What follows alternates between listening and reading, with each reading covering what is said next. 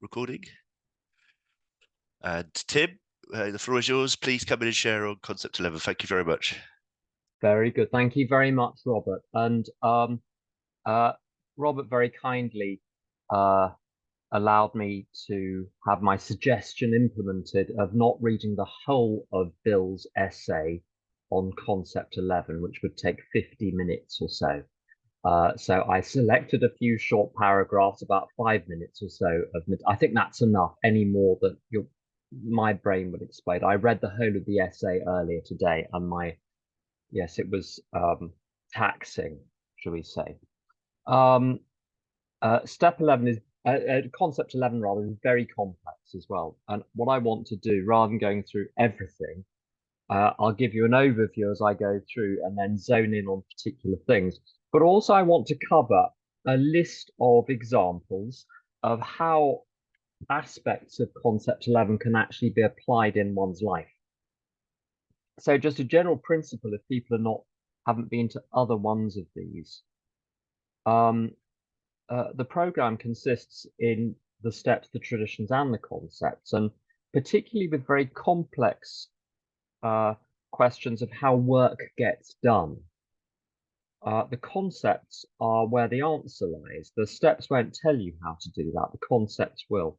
So there's an awful lot in there that's of value. Also, to put concept 11 in its context. And I'm sorry, this is going to be a repetition for people who've been at the other talks, but there we have it. There might be people that weren't there, and it doesn't hurt to repeat these things. So AA, the people who have the ultimate authority, are the members, but we as members can't run the telephone lines and organize events at the Houses of Parliament and run the website. That must be delegated. So someone else has to do that. So we're ultimately in charge of it, but there's a chain of delegation. Where the chain of delegation turns into actual work, so the big decisions are made by conference. They then delegate the authority to the board of trustees to do the actual work. But the trustees, they do a few things themselves, but almost everything they do is delegated to 5 categories of people. These are, I'll cover these in more detail, but committees, corporate service directors, executives, staffs, and consultants. And lots of the essay is about the nitty-gritty, in particular of the committees and the corporations. But that's describing AA in America as it was in the 1950s and early 60s. So it's not necessarily super relevant, because our structure in GB is actually simplified compared to that and is different in some ways. So I'm going to skip over lots of the detail of exactly how it was operating in the 1960s and look at the principles. So the trustees are assisted by these 5 committees: directors, executives, staffs, and consultants. And what the concept is about is why these people are there and why these bodies are there, but some of them are bodies as well, what they're up to, how they relate to each other, and general principles which can be extrapolated from there about how we, for instance, choose officers in our group, or how we elect people at intergroup. And the 7 things it says are terribly important are composition. So if you have a board, who's going to be on the board? If you have a committee, who's going to be on the committee? Personal qualifications. There's a view sometimes in AA that everyone should be given a chance to do every single job. And it's nice and democratic sounding, but you really, I've seen this happen at intergroup, where someone puts themselves forward to be the secretary, but they are someone who has some personal objection to computers and also doesn't own a typewriter, and is very upset at the suggestion that they might not be the best person for the job, or someone who doesn't have any money maybe should not be given the treasurer role just now. Maybe let them count things at the meeting, but watch them while they're doing it. Not everyone is suited for every job, and lots of these jobs, the further down the service structure you go, down being up in the sense of more and more responsibility, the more important it is to have people who are very good at the job in question, either naturally because of their skills or because of their experience in the outside world, which is why the experience in the outside world actually does have a bearing. It really doesn't hurt on London Region North to have 3 or 4 people who are lawyers or accountants. Because there are people who will spot problems that other people will miss. It really helps to have people on London Region North who have experience with advertising and marketing, so that when we're doing public information campaigns, there are people that know what the hell they're talking about when it comes to different forms of marketing and know how to negotiate a really good deal with an outside organization. And this runs all the way through. It's not very democratic, I'm afraid, but there we have it. Democracy is a general principle and is not to be applied as a sort of blanket throughout the fellowship. One aspect of democracy is to find it's not to give everyone every role, it's to find the right role for each person. Induction, making sure that people are given the right information and the right tools to do the job that they're doing. Now, I have to say on the question of induction, you can induct people until you and they are blue in the face. Almost no one takes any notice of how they're inducted. With I used to do armed services liaison. I was on the national subcommittee, and we had frankly, a very, very good pack of information which told incoming intergroup and region armed services liaison officers everything they needed to know, including a blow-by-blow account. If you are a new intergroup officer, these are 30 things you can do in the first year. Do them in this order and it'll just be great. Just do the things on here. Here are the numbers. And then people would turn up at meetings saying, "Oh, I don't know what to do. And no one's helped me, so I haven't done anything." So it's an extraordinary thing to observe. There's probably a psychological reason why that happens. But you have a go anyway at inducting people. I've seen that in so many different contexts. For instance, when people take over public information at Intergroup, it's the same thing. When people take over public information at groups, often they're handed excellent packs, handover packs, but they're completely ignored, and they spend the next year reinventing the wheel and saying that no one helped them. I don't understand why this happened, but why this happens, but it does happen. But you do your best. And I think it's up to the group to help the individual recognize that the assistance is there if they want it, the material is there if they want it. Rotation in service normally means you duck out of the role after 2 or 3 years. In the service structure, it means something slightly different. It means try your hand at different jobs, so that if people drop out, you can hop in and you have experience to cover their posts.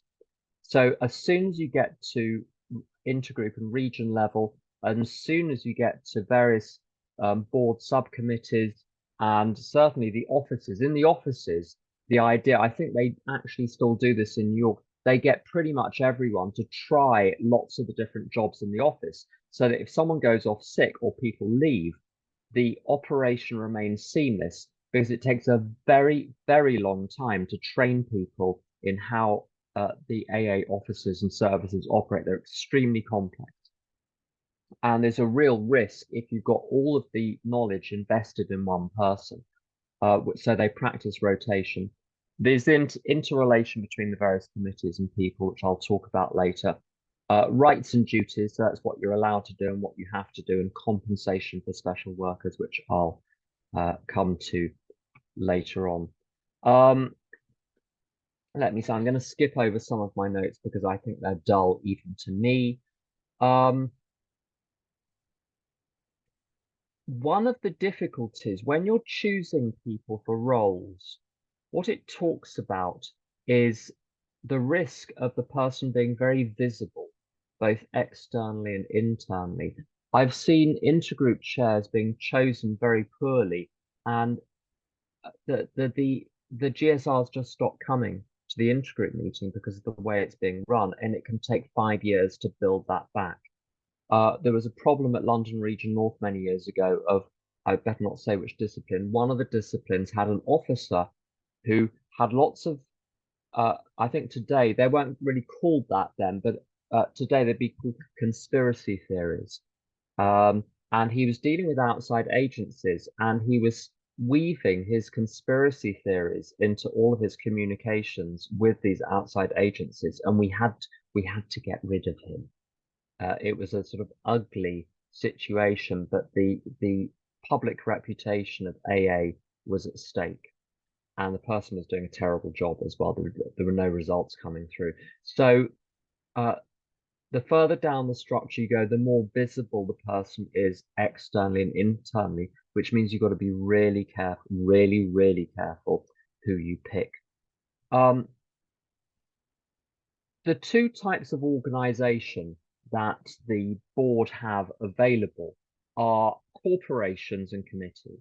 Now, corporations, that's your legal entity. So that's the entity that has to comply with, in this country, charity law, plus also company law, employment law, safeguarding law.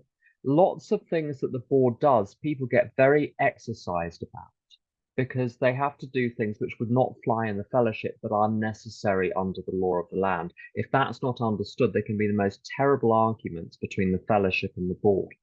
I'm a little bit defensive of the board on this. I'm not normally a great defender of the power structures, but I think on this one, I really understand. I really understand the point. And there was I think one of the examples was to do with I'll give you this specific example: paying taxes, employer taxes on the employees of the corporation, the company, Alcoholics Anonymous, Great Britain.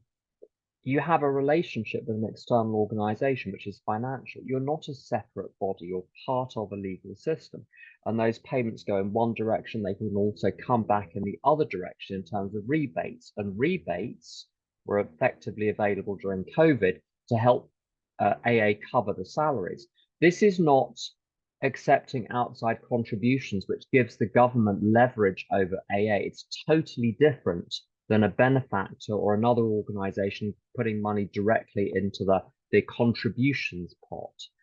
It's part of the relationship between AA as an employer and the social security authorities in the country. It's a legal relationship, and there is therefore a level playing field between us and other organizations, in the same way that there's a level playing field when it comes to rent, there's a level playing field when it comes to utilities.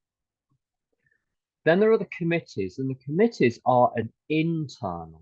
So the board in this country has got a number of committees. Some are made up chiefly of board members, and others are made up chiefly of punters like us who want to do service and have got experience. And I tell you, the interview process is not pleasant for those board committees. A lot of people get rejected. They're very conservative about who they choose. They're very careful about who they choose. And they only choose people if they're really sure that they're going to do a good job. Occasionally mistakes are made, but generally the job is done very well. The job of choosing them is done very well.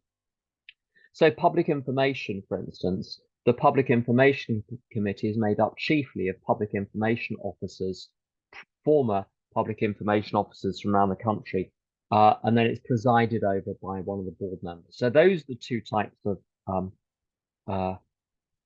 organization you have that help the board out, who actually do the bulk of the work. Now, in the essay, it's got I think 5 or 6 types of committee, and I think there are a few interesting things. Those committees they have in the essays, the American committees from decades ago, we have a slightly different set of committees in AA in Great Britain. The nominations committee is all about processing the people who are applying either for jobs or for positions on the various subcommittees. And as I say, there's there's a formal application process. You have to send your AA service CV, and then you have 2 interviews with board members. So you're not let in just on the knob. I'm sure you've noticed at groups often just anyone will put their hand up for something, and we immediately burst into riotous applause and a thrill that someone's volunteered. No one knows their name, but we're thrilled. This is not how the board operate. They're very, very careful. And in order to forfend the risk of letting someone in because they're the least worst person there and there's only one candidate, when it comes to a position on the board, a region, let's say a board trustee retires or rotates out, or as in the case of London Region North, runs for their life most often, and there's a vacancy. I'd say it's happened so many times. London Region North and the relationship between London Region North and the rest of AA is a very interesting one. But anyway, when we have a vacancy, for anyone to be considered, we have to send 2 candidates. If we have only one, they're not interested. And I think this is very good practice because what it gets rid of is the danger that someone who is potentially dangerous to the group gets voted in because the group feels that it has to have someone in that role now. And someone about whom there are gross misgivings will get voted in. I've seen that happen a lot. So with important things like treasurer, the important roles in the group, treasurer, secretary, chair, GSR, and the relationship with the venue, which is probably the most important one of all. If you mess that up, you'll lose the venue and you'll often lose the group. Those 5 roles, I would suggest my proposition to you can copy what the board does. Unless there are 2 candidates, we're not going to have an election because otherwise there's no guarantee that you're going to get the best person or someone who's even able to do the job. There's also a risk that it talks about, and I might come back to this later, that the board can feel threatened by people who are talented because they'll show them up. And there is a great danger of letting people onto the board or subcommittees or indeed employing them because they're going to be easy people to boss around rather than people that might challenge the status quo. And I think that's an inherent problem. There's very little that can be done about that directly. With the finance committee, it's very interesting. They talk about having to have realists in finance and pessimists in order that AA covers its backs. And during COVID, this policy paid off. So although there were some financial difficulties, the fellowship as a whole was fine. There was never any real risk to the ongoing services because the finances are run very well in accordance with the Concept 11 ideas. But the activities of the financing committee, if you want AA to run well, you do what's on that list. If you want your life to run well, you could do a lot worse than to do exactly what the finance committee does. So what you might want to do is ask yourselves whether you do the following activities. Number 1, do you do regular budgeting? Number 2, as the costs come through during the course of the year, do you compare those to the budget and revise the budget and make forecasts for the rest of the year? Do you control costs? Do you monitor what you're spending money on and see if you, on a regular basis, if you can get better value for money and indeed whether or not you're getting any value out of the money that you're spending at all? Managing a reserve fund, which is 2 years of operating expenses. So whatever you spend over 2 years, double it. That's the reserve fund. Making sure that money is wisely invested, but that you have sufficient funds at call so you can liquidate those. It says 2/3 of those investments if you have a real catastrophe and you need the money. Very, very few people operate like that. And a lot of people have money worries. And my experience is that it takes a long time to get the reserve fund in place. It took me years. But it's all very well trusting God. God will do for me what I can't do for myself, but God won't do for me what I can do for myself.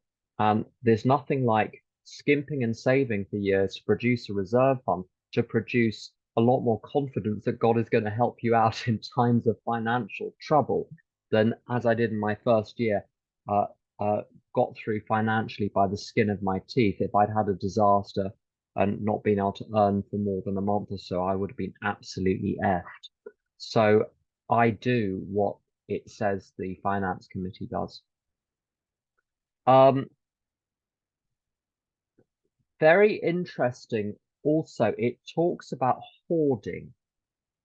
It says if the board and the corporations hoard money, it impairs the performance of the AA central services. People lose trust in the central services and they stop contributing. And I was this afternoon, I knew there was something in there spiritually, and I was thinking, what is it? What is it? And it's just occurred to me exactly what it is. And it's about hoarding my time. It's about keeping time back for myself because I don't want to overstretch myself with sponsees and service and going to meetings. I wouldn't want to do that. I've got to look after myself first. And what, of course, happens when I hold back, when I've got plenty of emotional and physical resources to plow into giving, my whole kind of spiritual status drops. And what comes back to me from the world is reduced. And then I think, well, I feel so weakened now. I need to pull back even more to look after myself even more. AA tells me to do the opposite. It tells me to expand into the world, and then the world will give back to me. And that's what it talks about with the finance committee, to make sure that the fund, although you have the reserve, the funds are well used to produce very good services. If you produce very good services, more people contribute, and then you create a virtuous circle. It talks, although it's in tradition 11, it's in concept 11 as well. So I'm going to cover it because it's very important. The Public Information Committee, it talks about attraction, not promotion, of course, but it goes into detail about exactly what that involves. And it says avoiding sensational techniques. So it doesn't mean you can't advertise. It means that the advertising techniques you use are not sensational and that you employ professional skills in doing so. You don't want to look like a shower of muppets. You want to look like a professional outfit. Just because this 12th step work is non-professional doesn't mean the public information activities have to look amateurish. There's also, I'm not sure if the General Service Board in Great Britain have this, and I haven't seen it as my job to because I'm not an expert on the board. You need to get a former board member to be if you want expert stuff about like up-to-date expert stuff about the board. I sponsored one of the board members, but I only saw a little bit of what was going on through the board, through that on the board. But what they used to have, certainly in America, is a general policy committee. And the general policy committee fields all of the incoming stuff. So you can't direct something directly to the board. Any incoming stuff goes through this kind of holding center, sort of Ellis Island of requests and letters and correspondence, called the General Policy Committee. And they are trusted to dispose of small matters as they see fit, to take the large matters, to make recommendations, to publish minority reports, and then present that pack to the board. So the board, the big guns, deal only with really major stuff. The little stuff is just dealt with. And I think my experience of myself and other addicts and alcoholics and generally effed up, disordered people is everything is an emergency. Everything is a crisis. Everything is important. The house is on fire. Crisis. Kitty needs feeding. Crisis. And then getting it wrong and feeding kitty in the burning house when you want to pick up the kitty and take the kitty out of the burning house. The inability to prioritize between important things and minor things. And this, I think it was a stroke of genius, the establishment of the General Policy Committee. This means I need to develop the emotional and maturity and expertise and basic living skills to deal with 98% of stuff myself and not bother all of the people around me with all the minutiae of my life. And I do that by, yeah, you ask God, blah, blah, blah, but try it, see what works, see what doesn't, and grow up. And then what I take to other people and to the higher power in prayer and meditation is the really important stuff. If I take everything to others, I never grow up myself, and it reduces the significance of the major things. The major things get lost in the sea of tiny little tribulations and vicissitudes and problems and snags. Let's see what else we've got.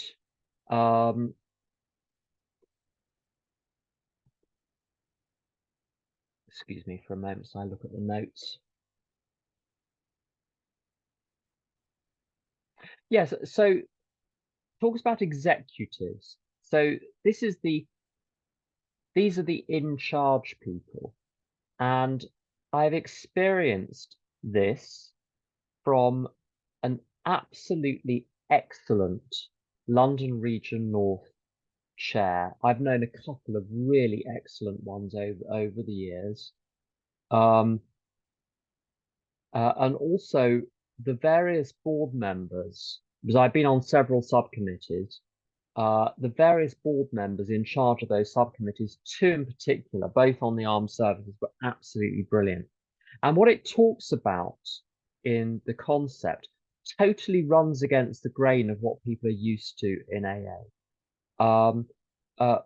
What people often like in a group secretary is a sort of simpering milksop that always defers to the group and wouldn't say boo to a goose. People react very badly at times to a chair that actually chairs, that actually runs the group in a kind of serious, responsible way.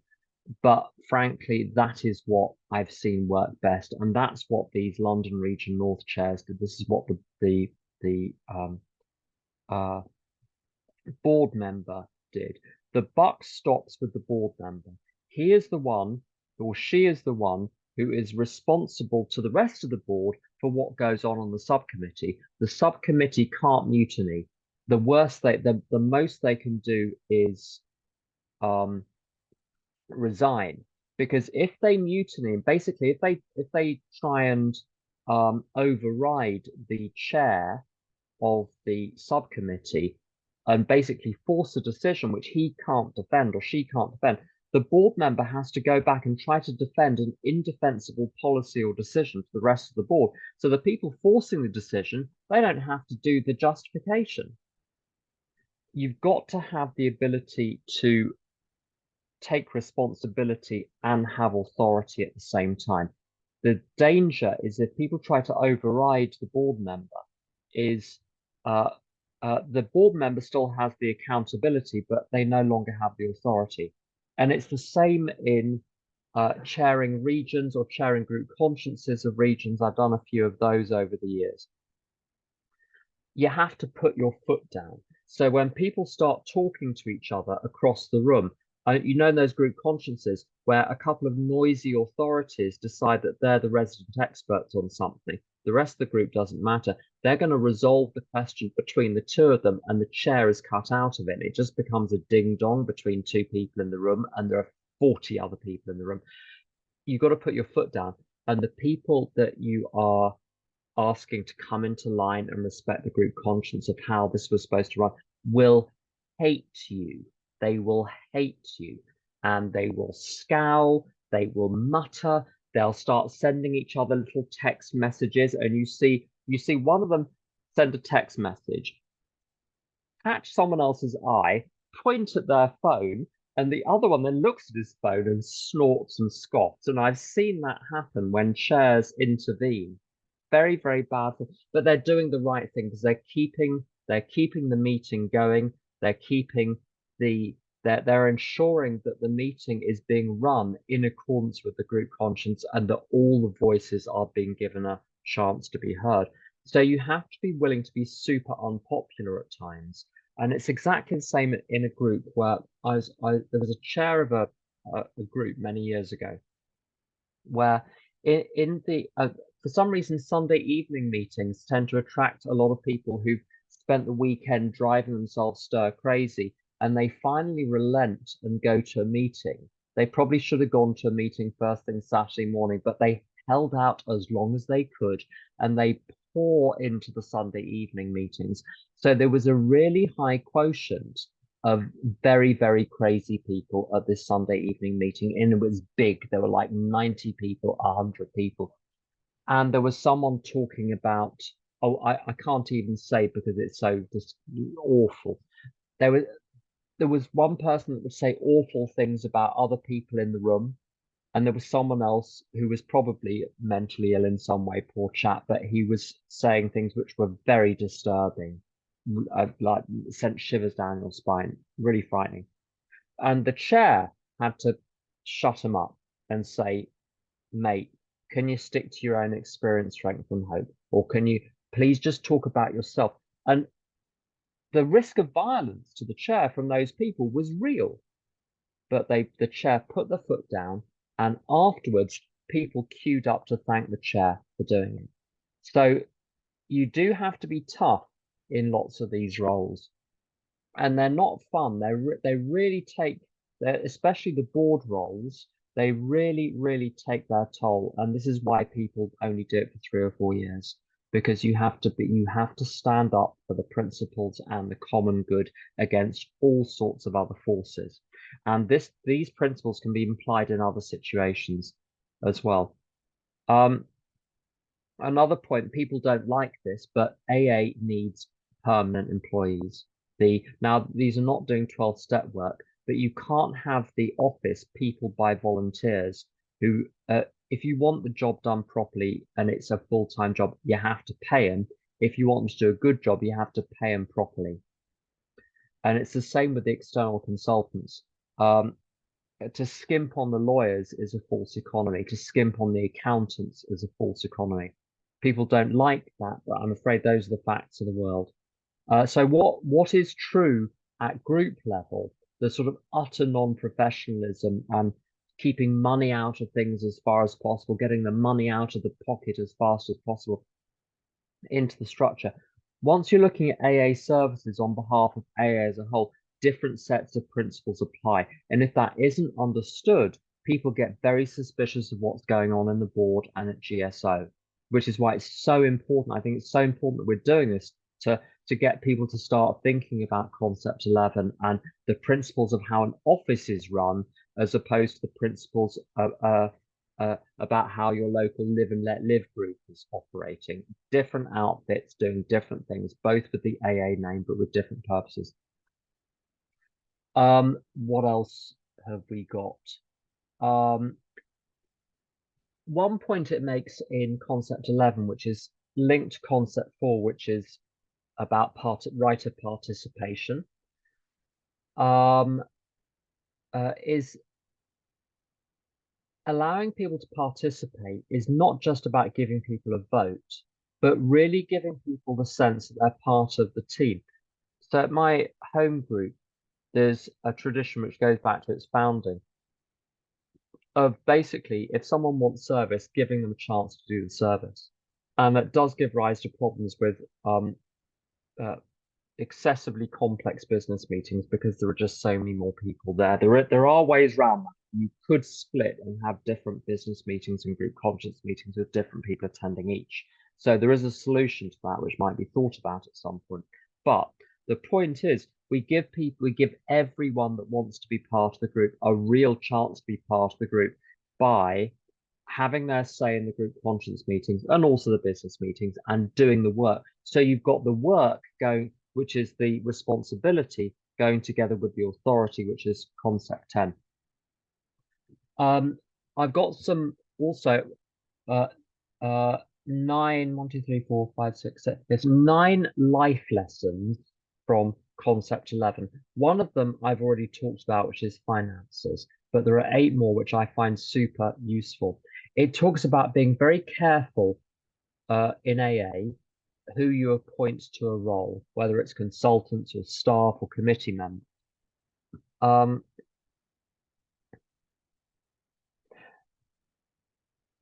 Many years ago, I was in a relationship, not with my current person, but the previous person, and I was complaining.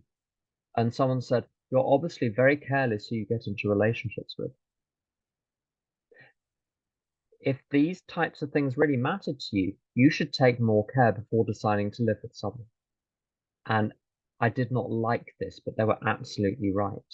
I would go into jobs without doing due diligence. I would make career decisions without properly considering what the career would involve and whether I was suited to it.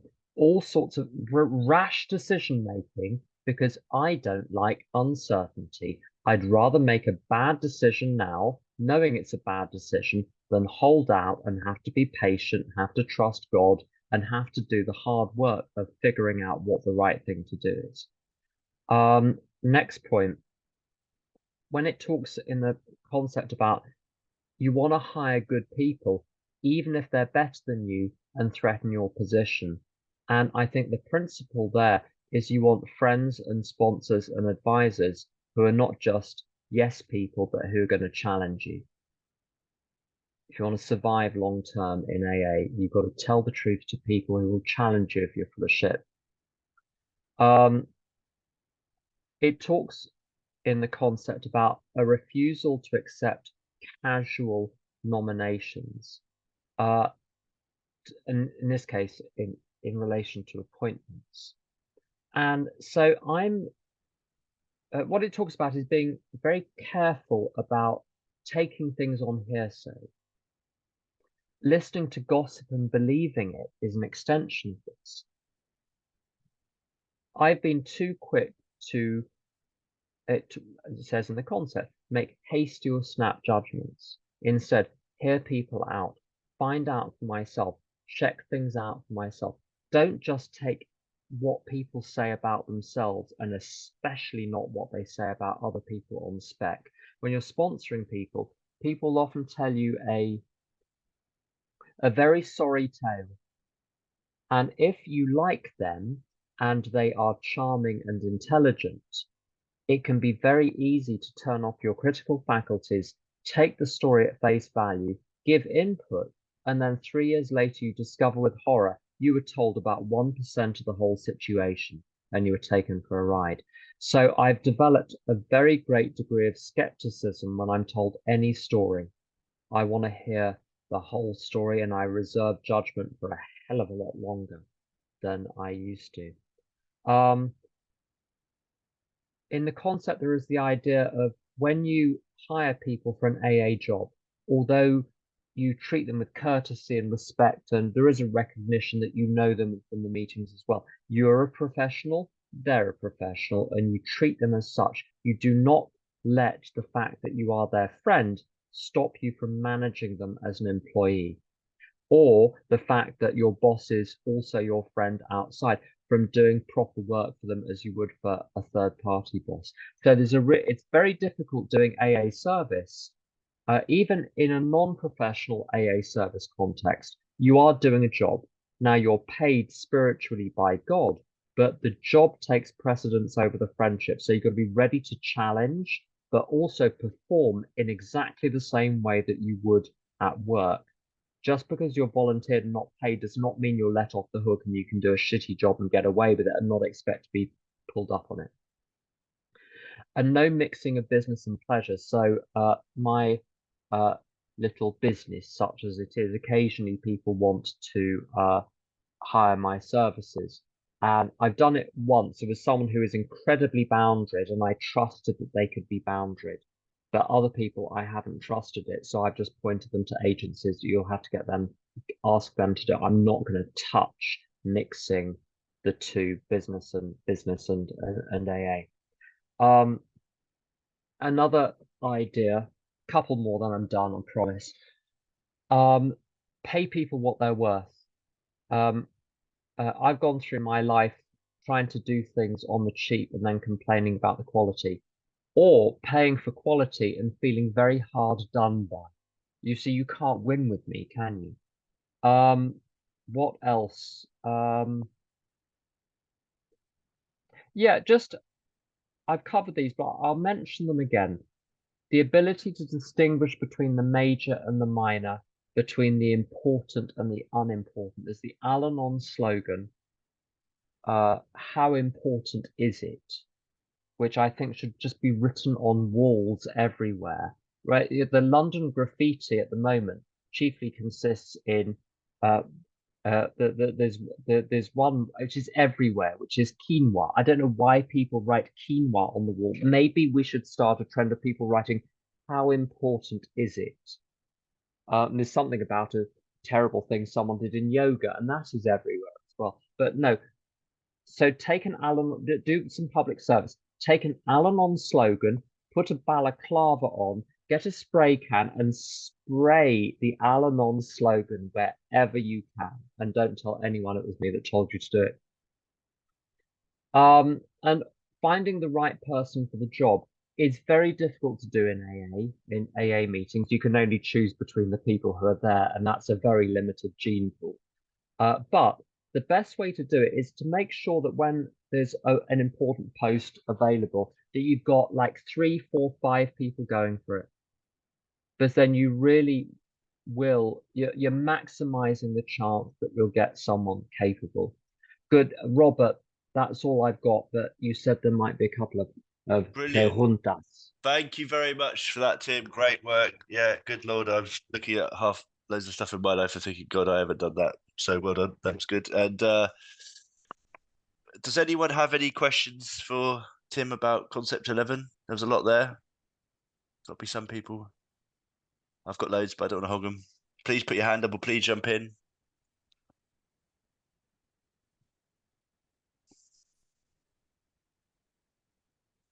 I think if you just go ahead, Robert, if people Okay, want to I'll ask ask a few. questions, I'll they can ask a just put few. their I'll hands ask a up. few. I'll get the ball rolling. Okay, so I think one thing in Concept 11 that really gets me and was actually a revelation to me was the idea of the fait accompli, or in other words, like not letting people know about stuff before that I do that impacts them, and not giving them the chance um to veto it if they don't want me to do it before I do something, not begging for forgiveness afterwards, which is a revelation to me, if I'm honest. So have you got an experience of that in your life or in AA life where you've had to ask for someone's opinion on something, they've said don't do that, and you've had to do something different than you wanted to do? Can you think of examples like that? Or So I think what you're touching on, what you're touching on there, you might want to mute yourself, Robert. sorry. What you're touching on there is the participation question. So inviting people to participate in decisions. That if it and it's a little bit of concept 11 in terms of how good leaders operate is via consultation. That's covered in concept 3. It's also covered in concept 9 and tradition 4. So the idea that if something affects someone else, you involve them in the decision making.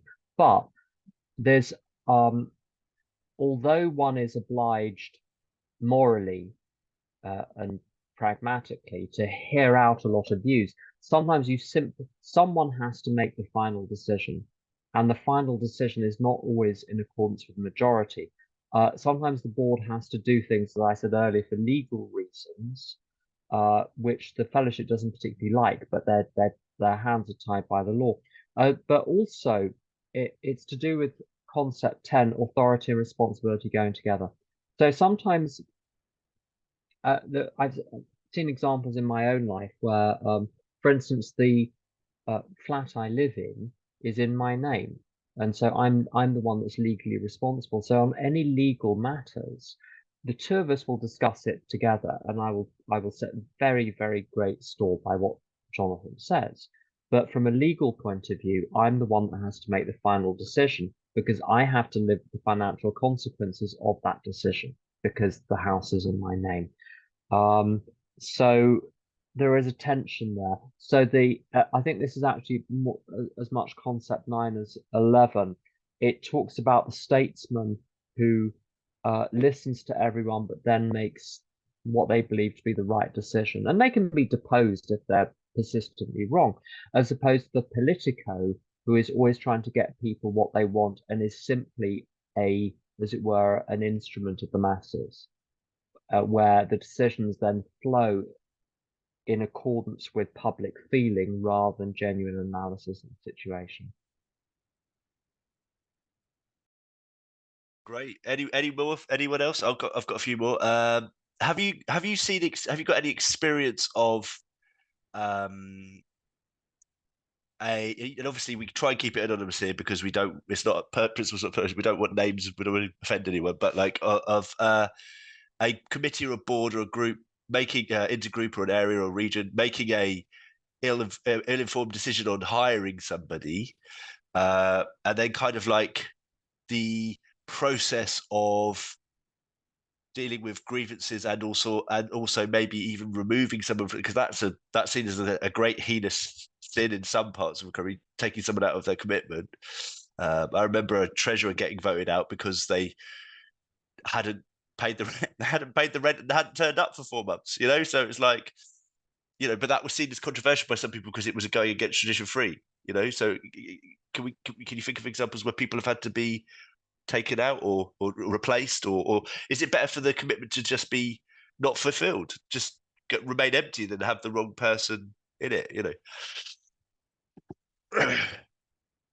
I'm not sure about I'm trying to think of any examples of sackings.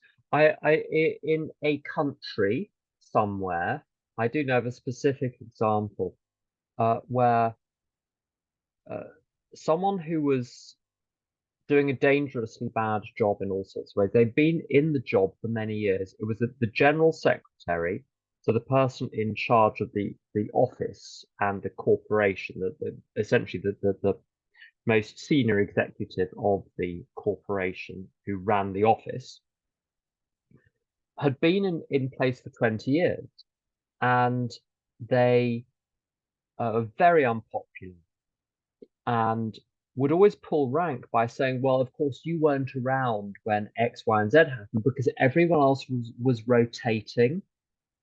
So the delegates, no one had as much experience as she did. And so she was running the whole thing. And the answer to that was to actually get the structure properly filled with enough delegates, that the delegates representing the various regions of AA were able to exercise such pressure that the person resigned. They didn't need to be forced out because they could see the writing on the wall. So that's one way in which it can happen. Absolutely. Now, this is a very interesting thing about service. This is often not understood. In a meeting I go to, whenever someone is asked to do something, let's say that they're asked to read the these or they're asked to read the those at the beginning of the meeting, and they say every single time, thank you for letting me serve, as if the service is for the individual's benefit. And it's not, it's for the group's benefit. If the individual benefits, that's wonderful. A good example is readers in meetings. The purpose of reading in a meeting is for the reading to be brought to life and to be understood by anyone who doesn't have the text in front of them.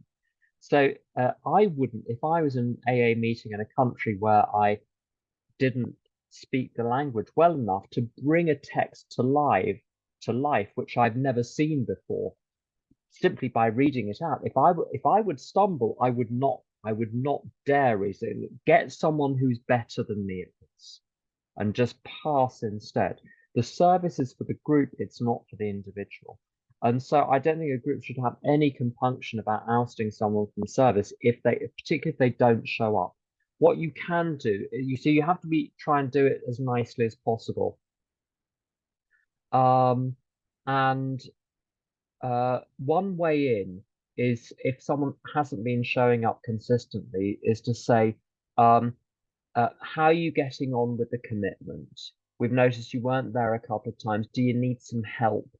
Because quite often they're not showing up because of nerves, or they're frightened, or they're avoiding something. And with a bit of help, they can be brought into a position where they can do the service properly. But it's another example. I've got so many examples. There's another example where someone was voted in as the tea person, and they didn't turn up the next week. I think for 2 weeks, and then the group decided they were going to vote someone else in. This was in another fellowship, and when the group ousted this person, but basically said, "Well, let's get someone who can show up to do the tea." The individual felt very aggrieved by this and tried to bring a grievance process to the group. And when the group weren't having it, they went to the intergroup, thinking that the intergroup was an appeal body that you could go to just to sort of tell on the group. And the most frightful kerfuffle because it wasn't shut down quickly enough. It's got nothing to do with Tradition 3. Tradition 3 is about membership of AA. No one is entitled to do service, and no one is entitled to do any particular piece of service. So someone being excluded from a particular form of service has got nothing to do with excluding them from the fellowship. So I wouldn't have any truck with that if people are tricky with it. Rowery, you had a question. Has it Yes. gone?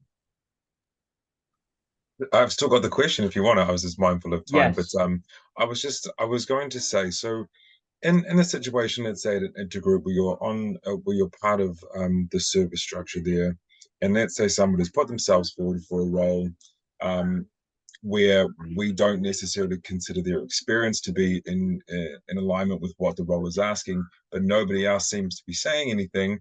What do you suggest as a direct but gentle way of perhaps opening that conversation up?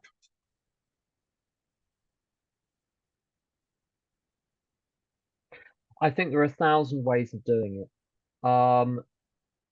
One way is to say this is a really important role, to respect the principles of getting the right person for the role. You're great, but let's have an election, which is a genuine one with so why don't we as a group think between this meeting and the next meeting about who else might like to go for this to make sure that we get someone the person the group feels most comfortable with. It may be this person, but the fairest way to do that is because for the individual to say to the individual, um, anyone is going to have more confidence in the role if they have the genuine approval of the group in a real election with more than one person than feeling the group has just put them in that role because there is no one else. That's not a vote of confidence. And to have the authority to do the job, you need to have demonstrated confidence on the part of the group. It really makes a difference when there's been an election and someone has voted in and has won that election. They very often do the job very well. There are occasionally problems there, but also I tell you the other side of that. When you have an election, I've seen cases. Oh, this is controversial. I've seen cases where someone was very keen on a role and was announcing to everyone for months that they were going to go for the role. Oh, I'm going to go for this. I'm going to, whether it's secretary or GSR. But then, of course, it's open. Anyone can go for it. And when it comes to the day, two other hands go up. And the person is affronted, thinking that because they've run around telling everyone that they're going to go for this, they've got first dibs on the role. And there's an election. And in this particular case, the person didn't get the role they wanted. And having not got the role, they said, I don't even want the alternate role. I don't want the vice role either. If I can't have the role itself, forget it. And they effectively stormed off, which proved that the election was right. And thank God we had an election with at least 2 people, because that wouldn't have been found out if the person had been shoehorned in to the role, just rubber stamp into the role. We never would have found out their real relationship to the role, which was they wanted to be number one, not to do the service, because if they wanted to do the service, they would have been thrilled to be the alternate as they would have been to do the role itself. So it very much depends on the situation and who. You just have to hope that someone intelligent, experienced, and kind is going to say the right thing in the right moments. You can't legislate for it. One thing to do is to ask questions about relevant experience, whether someone has gone, let's say it's a GSR, or have you gone through the traditions formally with your sponsor, that kind of thing. What other group level have you done secretary and chair of this group? Maybe you might want to try those first, because GSR, you really need to understand those other roles to do GSR. You have to do it differently every single time. So it does require some delicacy. I don't know if you will indulge us, Tim, but there's one more question from Margot. Do you want to read it out, Margot, or shall I read it out? Do you want me to read it out? I'll just read it out. I'll just read. Go on. Okay. Go on. Okay. What should one do in a group conscience or other service meeting where someone boisterous is doing all the talking? See, that's usually me. Perhaps negatively, also usually me, but the chair isn't intervening. I'd just go and have my dinner if I were you, frankly. There's, I don't, you see, this is why you have to be really careful who you pick to chair a meeting. If you, the way around it though, sometimes you got someone who's just weak in the chair position. But if the group has written procedures, let's say the written procedures are that in group conscience meetings, everyone that wants to have a first go on talking about a topic gets to have their go before anyone gets to have a second go. At 90-second cap on contributions to group conscience meetings. If that's been agreed in advance, then anyone can put up their hand and say, might I request that we abide by what the group conscience is here? And that gives the authority to a nervous chair to do what they might well want to do already. But the thing is, this is why you want policies for how to run business meetings and group conscience meetings, and you're not just leaving it to the skill, the initiative, and the courage of the chair in the moment to do the right thing, because that becomes partial. If they're intervening on a particular person, establishing the policy in the moment that is, well, this person is just, as far as I'm concerned, going on for too long, so I'm going to shut him down.